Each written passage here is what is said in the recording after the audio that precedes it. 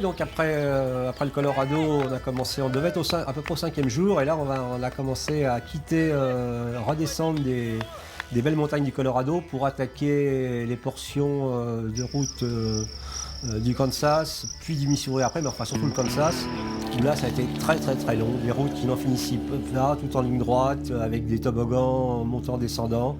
Là ça a été très très très dur. En plus je commençais à avoir quelques petits bobos au niveau des fesses, au niveau du cou.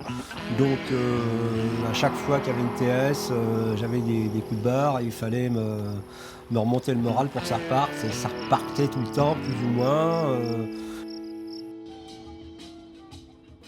Et puis c'est vrai que là, il avait un coup au moral, quoi. On sentait que c'était dur, mentalement, moralement, c'était vraiment difficile de rouler comme ça pendant 100 km avec le même paysage, rien pour se changer les idées.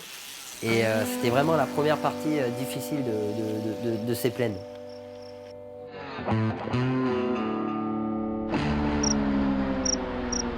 Mais il y a eu des gros moments de doute à ce moment-là au niveau du Kansas et de ces routes qui n'en finissent pas.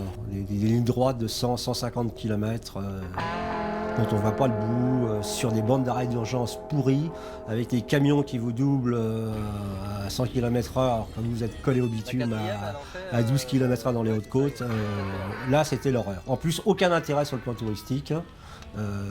Toujours le même paysage sur des kilomètres et des kilomètres. Donc là, gros moment de doute, gros moment de solitude. À mi-parcours, on a eu ce qu'on pensait avoir, c'est-à-dire un gros choc psychologique où il se sentait plus capable de continuer. Il s'est réveillé un matin en pleurs et à bout de force.